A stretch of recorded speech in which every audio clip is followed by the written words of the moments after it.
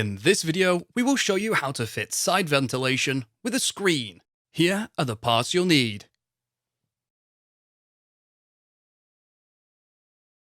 Timber side rails are 47mm by 75mm, commonly known as 3x2, and supplied in lengths of 1.6 meters, 1.8 meters, 2.4 meters, and 3.2 meters long. The side rail is fitted 75 centimeters above the base rail from the doorpost to the corner, down the length, and returns to the opposite doorpost. It is fitted using the same method as fitting the base rail with corner and intermediate clamps. To get started, measure from the top of the base rail up the hoop and make a mark at 75 centimeters. Fit a corner clamp to the corner hoop.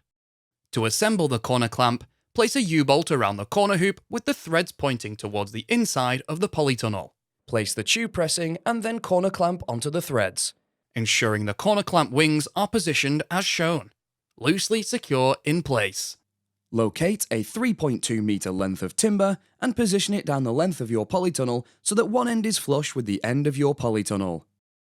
Ensuring the wing of your corner clamp is in the center of the timber and that the timber is on the outside of the corner clamp wing. Make a mark through the hole of the corner clamp wing. Drill a hole through the mark using a 9mm timber drill bit. Push a bolt through the timber and corner clamp, ensuring the thread is on the inside of the polytunnel. Adjust the clamp to the height mark and secure with a nut. To secure the side rail to the intermediate hoop, use an intermediate clamp. Ensure your side rail is to the height mark and drill a hole through the timber on each side of the hoop using a 9mm wood drill bit. Place a bolt through each of these holes from the intermediate clamp. An arch pressing is placed over the bolts and secured in place with nuts. To add another section, you will need to join another piece of side rail to the one you have just fitted. Position a nail plate equally across the joint and secure in place using square twisted nails. You will be required to fit a nail plate to each side of the joint. Work down the length of your polytunnel, joining sections of 3.2 meter long side rail, finishing with a 1.8 meter length if required, and securing them to the intermediate hoops using clamps. The side rail will exceed the length of your polytunnel and will be cut off later. We will now show you how to fit the side rail from the doorpost to the corner hoop, using a length of timber 2.4 meters long, but an end up to the inside of the corner clamp wing. Make a mark through the hole and another mark where you are required to cut the piece in line with the doorpost. Drill a hole and cut the timber, and then reposition the side rail. Secure it to the corner clamp using a washer and nut.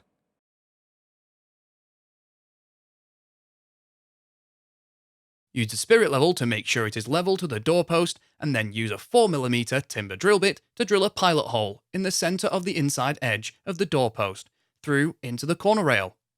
Screw a 150mm screw through the hole to secure together. Reinforce the joint from the doorpost to the side rail with a nail plate and square twisted nail.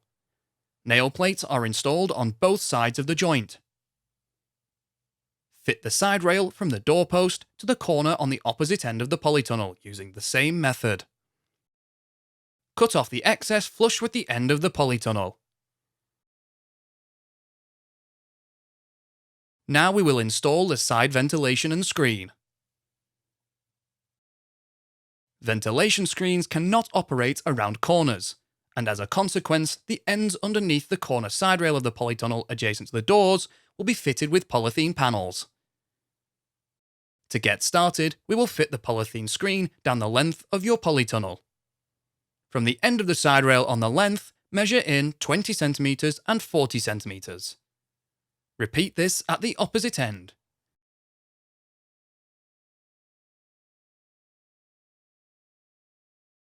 The polythene screen will be fitted between the two 20cm marks. Roll out the polythene screen down the length and position it so one end is on the 20cm mark. Ensure the polythene screen is flush with the top of the side rail and secure it using staples until you reach the 20cm mark at the opposite end. Once you have reached the other end, use a piece of timber to cut the polythene panel to size. Use a straight edge to ensure you get a vertical cut. We will now fit the corner polythene panels to each end. Roll out the polythene panel and position it so one end is on the end of the 40cm mark and around the corner, leaving it to overhang the doorpost.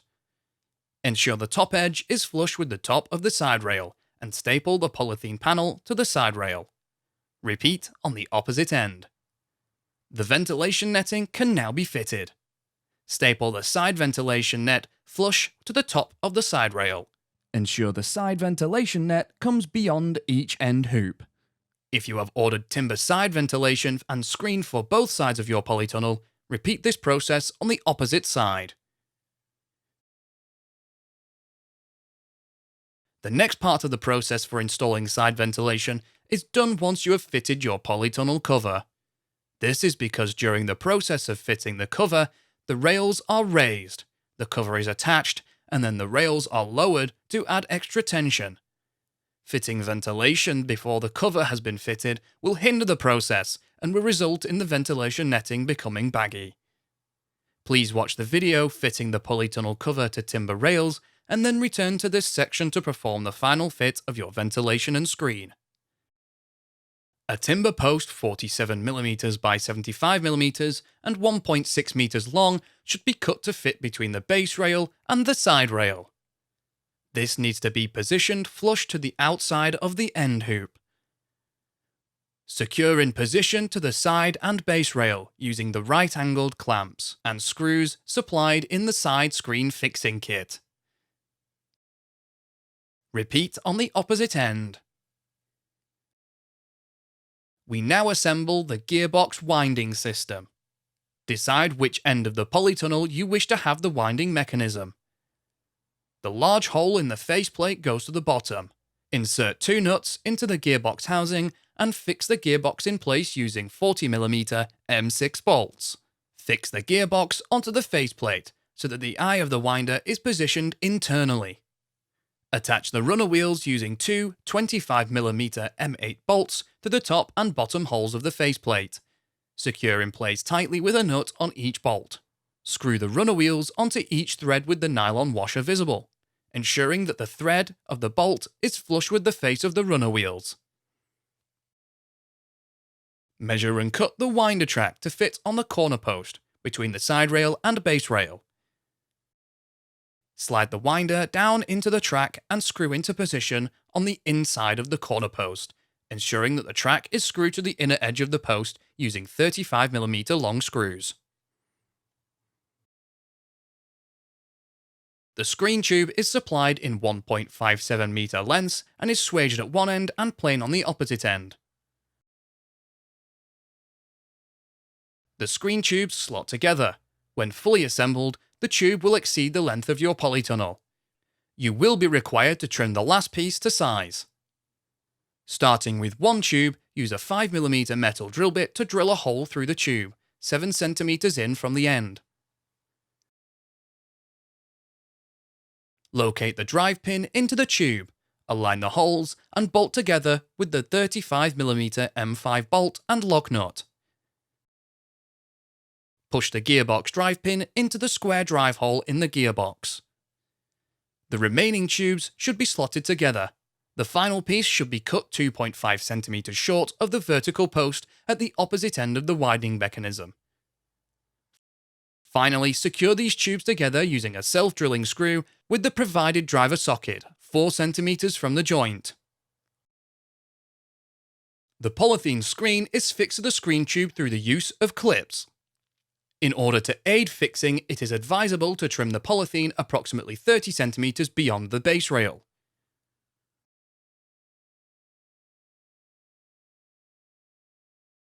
Working from the gear winder end, roll the polythene screen under and around the blind tube. Push the retaining clip onto the screen tube and proceed along the length of the polytunnel, ensuring retaining clips are fitted at each hoop. Fit the remaining clips in a position halfway between each hoop. Slide the hook onto the handle of the gear winder and turn. The gear winder should rise and fall as the ventilation screen opens and closes. If the screen tube needs adjusting, this can be achieved by wrapping more or less polythene around it. With the screen now operational, you can now fix the ventilation net and corner polythene panels to the vertical post, door frame post, and base rail. First, a batten will need to be fitted to the 2 timber posts between the base rail and side rail on the outer face. This batten ensures the winding mechanism does not damage the ventilation netting. From the outside of the polytunnel, lift up the polythene panel and ventilation netting as high as possible. Measure and cut a piece of batten to fit onto the post. It is not required to be the full height. Position this piece on the inner edge of the post, and then fix the batten into place with nails. Repeat on the timber post on the opposite end. To aid fitting the corner panel around the corner, cut the corner panel parallel with the length of the polytunnel. Pull it tight and secure it to the base rail with staples.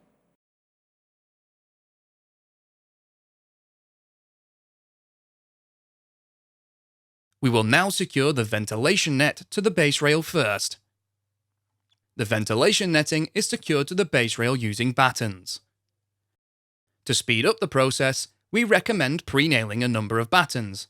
Nails should be 20 cm apart and should not protrude. Starting in the middle and working out to each end, pull the side ventilation netting down so that it is tight and free of any wrinkles and creases. Position a batten flush with the top of the base rail and nail into place. Now secure the ventilation netting to the timber upright. Pull the netting tight and secure a batten. The corner polythene panel now needs fixing to the doorpost and base rail. Secure the side panel to the corner base rail and doorpost using battens as demonstrated earlier.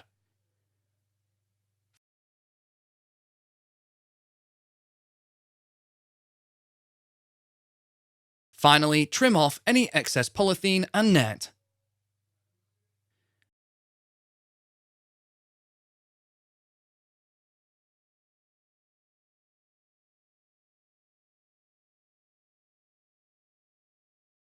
Repeat this second step on the opposite side of your polytunnel if you have side ventilation with a screen on both sides.